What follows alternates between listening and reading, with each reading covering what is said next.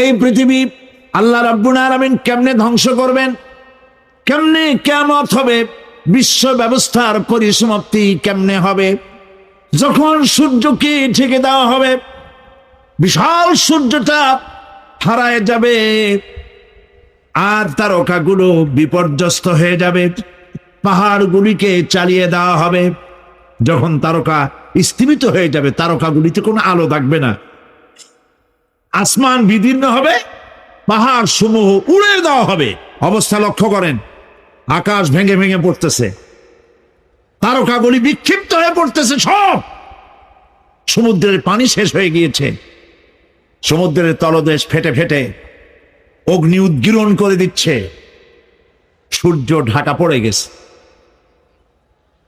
মহান আল্লাহ রাব্বুল আলামিন বলেন, শুধু সূর্য ঢাকা পড়বে না, মানুষেরা দেখতে পাবে, যখন চক্ষু বিস্ফারিত হবে, মানুষের চোখগুলি ছানা বড় হয়ে যাবে। এই দৃশ্য দেখে চাঁদে আলো নাই, সূর্যতে আলো নাই, চাঁদ আর সূর্য দুটি একাকার হয়ে যাবে। আল্লাহ পাক বলছেন, জমিন আর পাহাড়গুলোকে এর মধ্যে সংঘর্ষ বাঁধিয়ে দেওয়া হবে, পাহাড়গুলি উঁচু করে মাটির উপরে আছাড় মারা হবে, একই আঘাতে পাহাড়গুলি চূর্ণ বিচূর্ণ হয়ে যাবে। আর আল্লাহ পাক বলছেন, এতে কোনো সন্দেহ নাই, আকাশ একটার পর একটা ভেঙে চুরে চুরমার হয়ে পড়তে থাকবে, তারকাসমূহ বিক্ষিপ্ত হয়ে পড়বে, দরিয়া দীর্ণ বিদীর্ণ হয়ে যাবে, চন্দ্র আর সূর্য ধাক্কা লেগে একাকার হয়ে যাবে, চাঁদে আলো নাই, সূর্যে আলো নাই, অন্ধকার এক বিভীষিকাময় পূর্ণ হয়ে যাবে গোটা বিশ্ব। পাহাড়গুলো উঁচু করে মাটির উপরে আছাড় দেওয়া হবে, এক ধাক্কায় পাহাড়গুলো ভেঙে চুরে চুরমার হয়ে যাবে। এই অবস্থা যখন, এই ভয়ঙ্কর পরিস্থিতি যারা লক্ষ্য করবে, আল্লাহ রাব্বুল আলামিন বলেন, মানুষেরা ভয় অস্থির হয়ে দৌড়াদৌড়ি আরম্ভ করবে। ইয়াকুলুল ইনসানু ইয়াউমাইদিন আইনাল মাফার। মানুষেরা পাগলের মতো শুধু দৌড়াদৌড়ি করবে আর বলবে, পালাবো কোথায়, ভাগবো কোথায়, কোথায় যাব?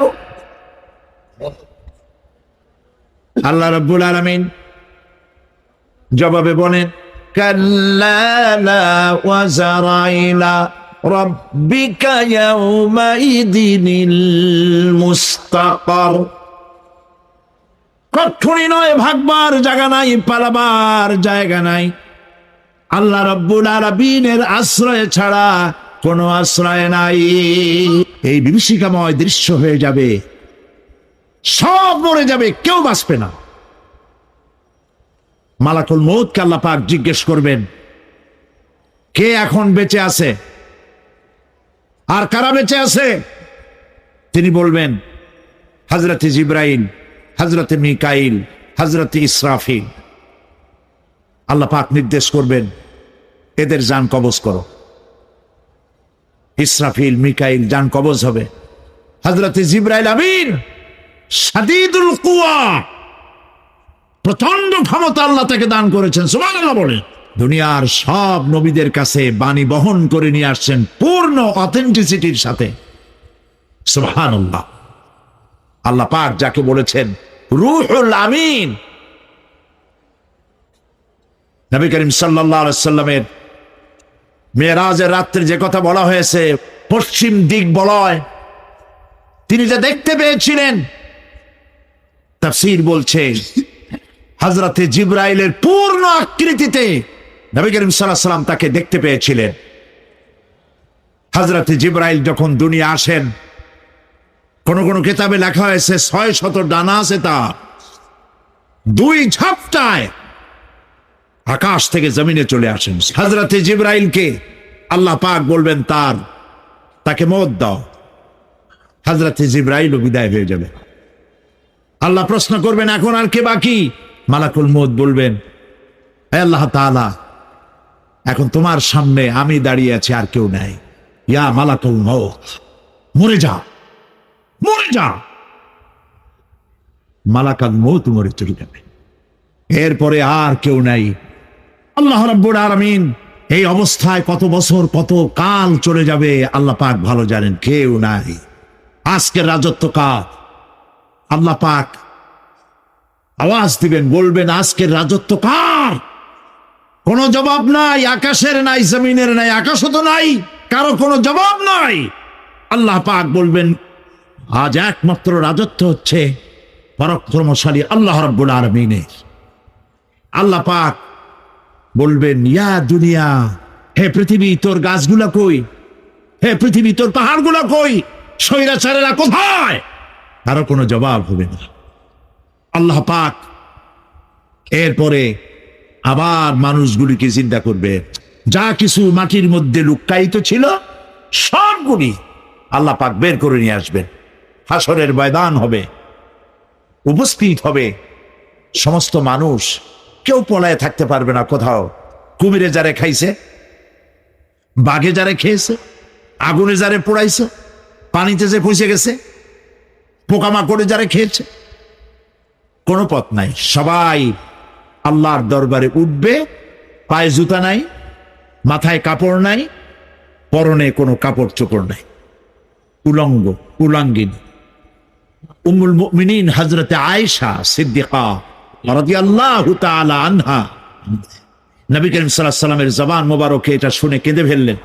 বললেন ইয়া রাসূলুল্লাহ, আমারও কি সেই অবস্থা হবে? তিনি বললেন হ্যাঁ। উম্মুল মুমিনিন বললেন ইয়া রাসূলুল্লাহ, তখন কি আমার শরম হবে না? আল্লাহর নবী বললেন কিয়ামতের এই বিভীষিকাময় দৃশ্য দেখে মানুষ মানুষের দিকে তাকাবার কোনো হুঁশ থাকবে না। সব মানুষ উপরের দিকে তাকায় থাকবে, নিচে তাকাবার কারো কোনো ক্ষমতা থাকবে না। মানুষ অস্থির হয়ে যাবে।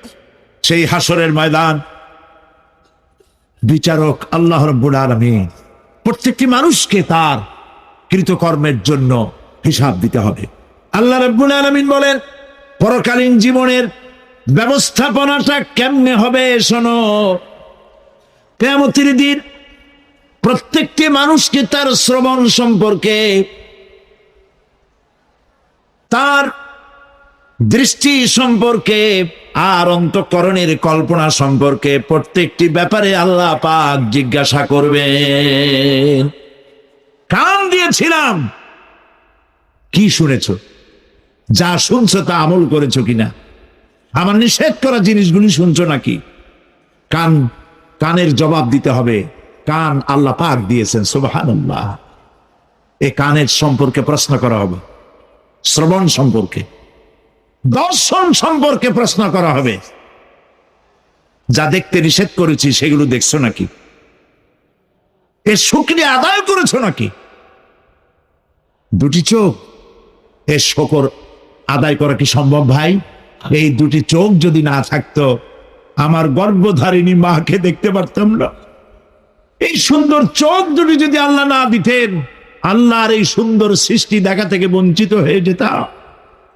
আল্লাহকে বলি, মনিব, হে বিশাল আকাশের মালিক, তুমি দয়া করে না চাইতে আমাদের শরীরে যা দিছো নিয়ামত, মৃত্যুর আগে ছিনায় নিও না।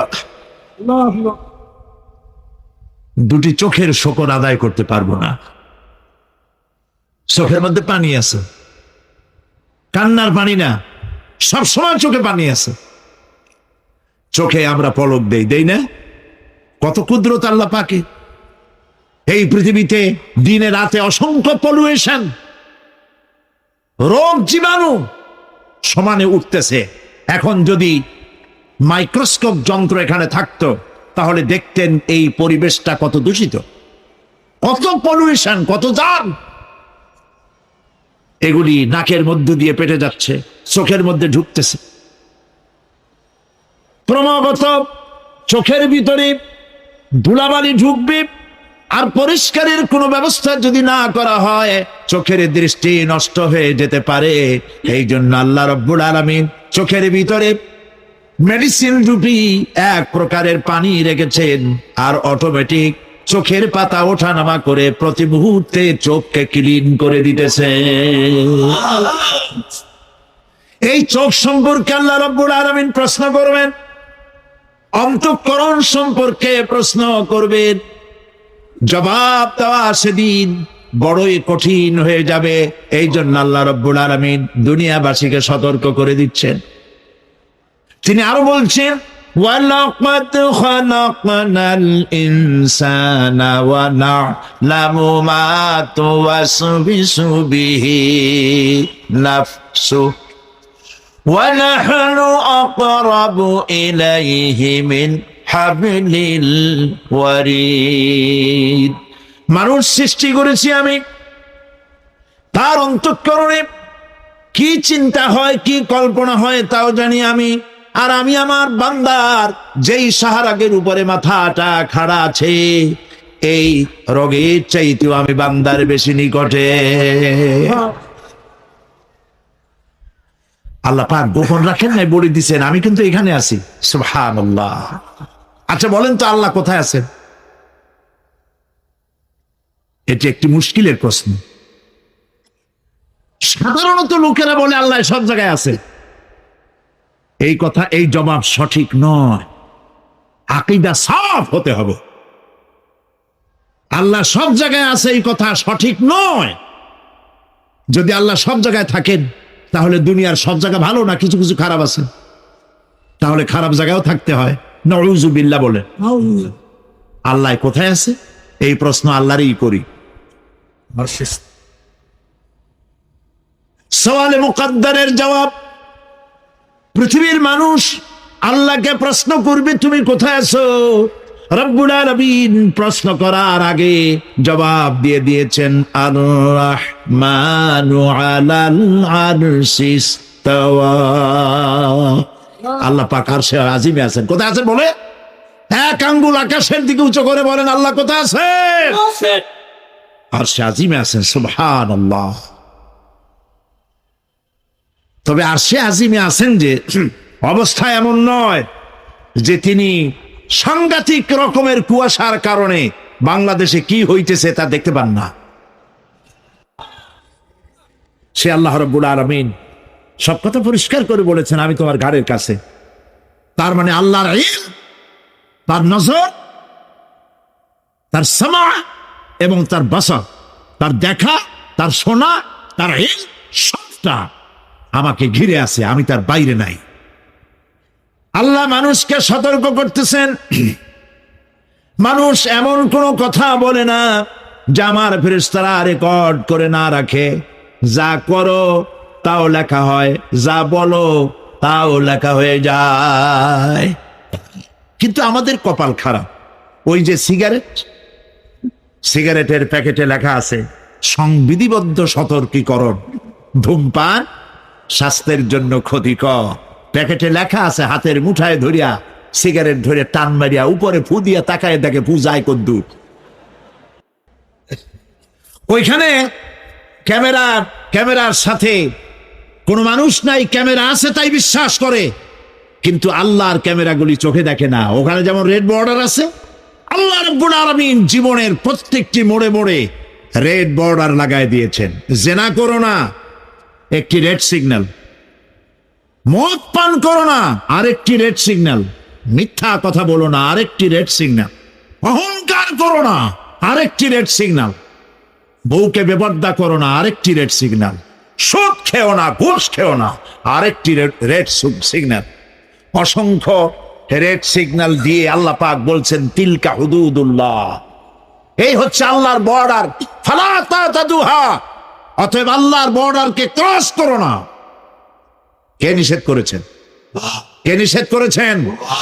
মানুষেরা বিশ্বাস করেন। আল্লাহ রাব্বুল আলামিন কোরআনে কারীমের মধ্যে বলছেন, ইয়ালামু খায়িনাতাল আ'য়ুনি ওয়া মা তুখফিস সুদূর। তোমার কথাগুলি রেকর্ড হয়, তোমার কাজগুলি রেকর্ড হয়, এমনকি তোমার মনের ভিতরে যে কল্পনা হয় সেগুলো রেকর্ড হয়। আর চোখে কি লুকোচুরি খেলে আল্লাহ তাও জানতে পারে। সানগ্লাস পরে চোখের ফাঁক দিয়া কারে দেখো, কেউ টের পায় না। টের পায় কে? জোরে বলেন আল্লাহ। মহান আল্লাহ রাব্বুল আলামিন বলেন, কোন গুনার কাজ করে, কোন সামান্যতম গুনার কাজ করেও এড়াতে পারবে না, এবং সামান্যতম ভালো কাজ করলেও তার পুরস্কার থেকে মাহরুম হবে না। আল্লাহ পাক বলেন, একটি সরিষা পরিমাণ আমলকেও আল্লাহ পাক কিয়ামতে হাজির করবেন। হিসাব নেওয়ার জন্য আল্লাহ পাক বলেন, আমি যথেষ্ট। সুবহানাল্লাহ। হিসাব নেওয়ার জন্য আল্লাহ পাক যথেষ্ট। হযরত ওমর রাদিয়াল্লাহু তাআলা আনহু, আমিরুল মুমিনিন, খলিফাতুল মুসলিমিন হযরত ওমর ইবনুল খাত্তাব বলেন রাদিয়াল্লাহু তাআলা আনহু, সুবহানাল্লাহ। কোথা থেকে আল্লাহ কোথায় নিয়ে গেছেন? নবীর হত্যা করতে আসছিলেন, আর আল্লাহ তারে কোথায় নিয়ে গেছেন? সুবহানাল্লাহ। নবীজি বলেছেন, লা নবিয়্যা বাদি ওয়ালা রাসূলা, আমার পরে নবীও হবে না, রাসূল হবে না। যদি কেউ নবী বা রাসূল হইতো, কে হইতো? ওমরে আল্লাহ নবী বানাই দিতেন। সুবহানাল্লাহ। সেই ওমরের কতটুকু জানি আমরা? অনেক কিছুই জানি না। হযরত ওমর রাদিয়াল্লাহু তাআলা অন্ধকার রাত্রে একদিকে যাচ্ছিলেন, পেছনে কিছু লোক ছিল। হঠাৎ করে তিনি প্রশ্ন করলেন, আচ্ছা, তোমাদের মধ্যে কেউ কি বলতে পারো কোরআনে কারীমের মধ্যে সব থেকে হতাশা ব্যঞ্জক আয়াত কোনটি?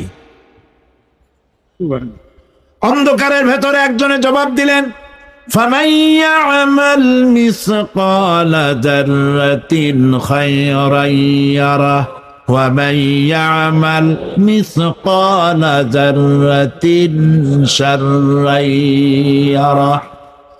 এর অর্থ হলো, যদি কেউ যারা পরিমাণ, সরিষা পরিমাণ ভালো কাজ করে কিয়ামতে সেটা দেখতে পাবে, আর যদি সামান্য সরিষা পরিমাণ গুনার কাজও করে, খারাপ কাজ করে, সেটা দেখতে পাবে।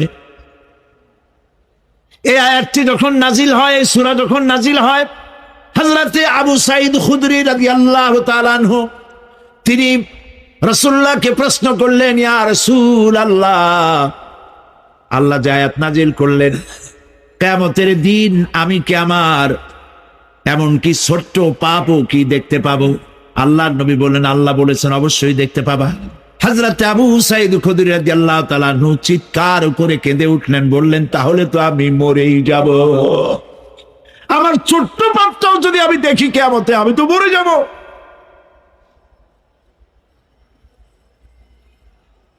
হযরত ওমর রাদিয়াল্লাহু তাআলা আনহু অন্ধকারের ভিতরে হাঁটতেছেন আর কাঁদতেছেন, হাঁটতেছেন আর কাঁদতেছেন। কিছু দূর অগ্রসর হয়ে তিনি প্রশ্ন করলেন, আচ্ছা, কেউ কি বলতে পারো কোরআনে কারীমের মধ্যে সব থেকে আশা ব্যঞ্জক আয়াত কোনটি? পেছন থেকে অন্ধকারের ভেতর থেকে আওয়াজ এলো, লা তাকনাতু মির রাহমাতিল্লাহ, আল্লাহর রহমত থেকে, দয়া থেকে নিরাশ হয়ে যেও না, হতাশ হয়ে যেও না।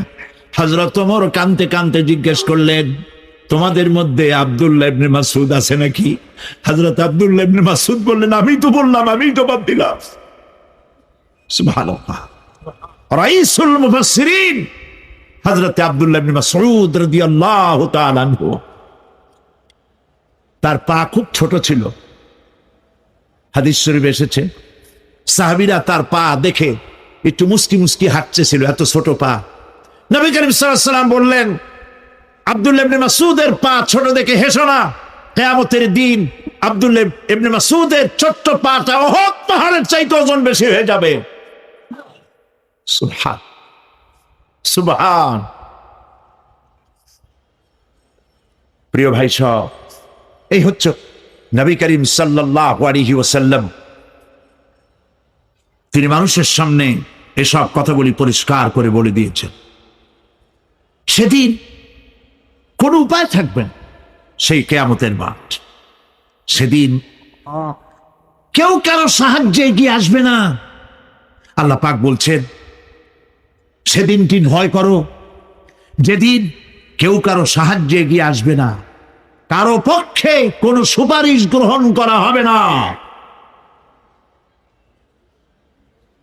কারো কাছ থেকে কোনো বিনিময় গ্রহণ করা হবে না, কাউকে কোনো সাহায্য করা হবে না। ইন্না লিল্লাহি ওয়া ইন্না ইলাইহি রাজিউন। আল্লাহ রাব্বুল আলামিন বলেন, লান তানফাকুম আরহামাকুম ওয়ালা আওলাদুকুম ইয়াউমাল কিয়ামাহ।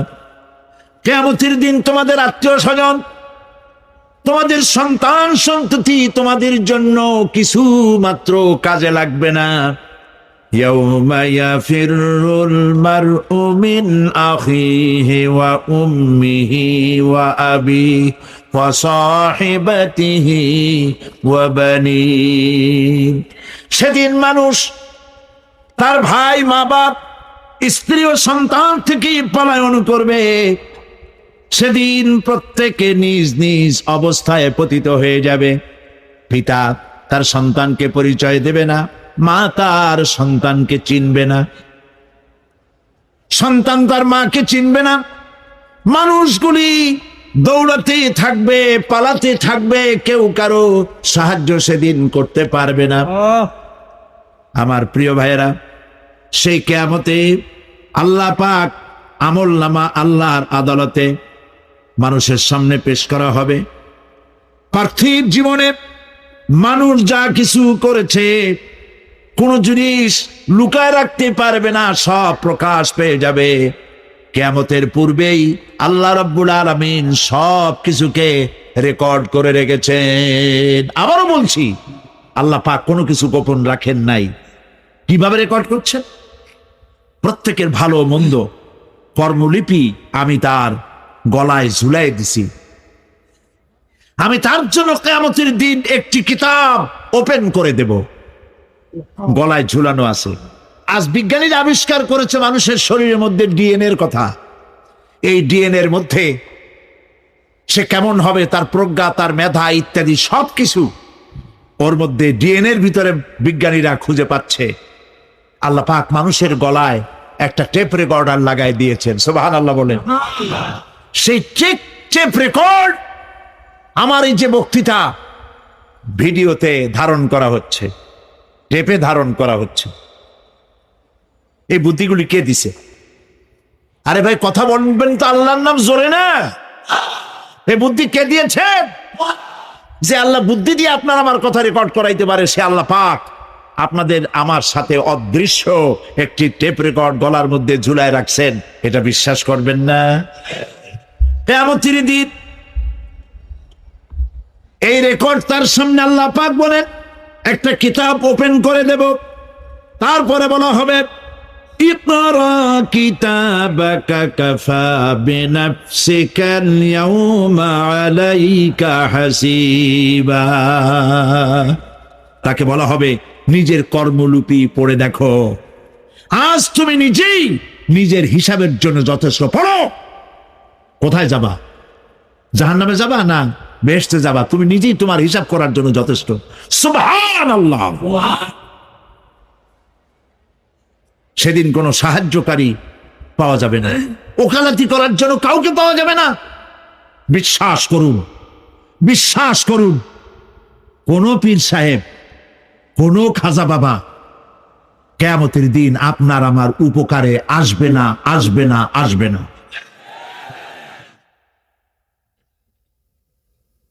আমল ভালো হবে, আল্লাহ ক্ষমা করবেন। আমল ভালো নাই, পীর সাহেবরা কিচ্ছু করতে পারবেন না। কেউ কেউ মনে করেন পীর সাহেব আমার সুপারিশ করবেন। কিয়ামতের দিন আপনারাই দেখবেন ওনাদের সুপারিশ কে করে। কিয়ামতের দিন আল্লাহ পাক আরো পরিষ্কার করে বলছেন, লান তানফাকুম আরহামুকুম ওয়ালা আওলাদুকুম ইয়াউমাল কিয়ামাহ। কিয়ামতের দিন সন্তান সন্ততি আর সম্পদ কোনো কাজে লাগবে না, এগুলি কোনো উপকার হবে না মানুষের জন্য। আর সেখানে উৎকোচেরও কোনো কারবার চলবে না। এই পৃথিবীতে উৎকোচ দিয়ে অনেক কাম করা যায়, কিন্তু কিয়ামতে চলবে না। اليوم لا ينفع مال ولا بنون সুবহানাল্লাহ সুবহানাল্লাহ। যেখানে কিয়ামতের দিন ধন সন্তান সন্ততি কোনো কাজে লাগবে না।